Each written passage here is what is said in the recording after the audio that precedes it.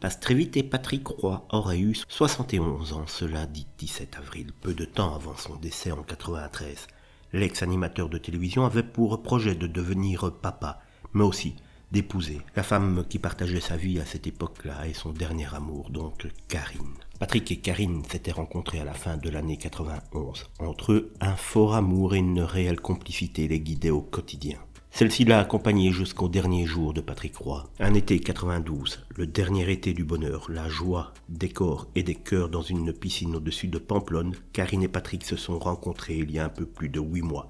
Pour Patrick, c'était à 40 ans la certitude de devenir radieux. Il considérait Karine comme la femme de sa vie, celle qui devait lui donner un enfant, relataient nos confrères de Paris Match dans un portrait de Patrick Roy. En octobre 92, le cancer des os a obligé Patrick Roy à être hospitalisé et à laisser le juste prix à son ami Philippe Risoli et une famille en or à Bernard-Montiel.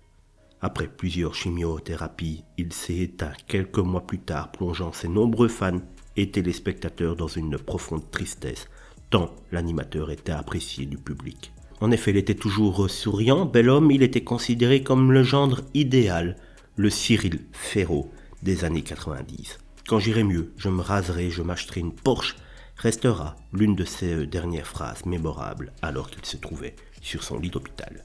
C'est Étienne Moujotte, alors directeur d'antenne de TF1, qui a annoncé la terrible nouvelle de son décès pendant le JT. 18 millions de téléspectateurs abasourdis.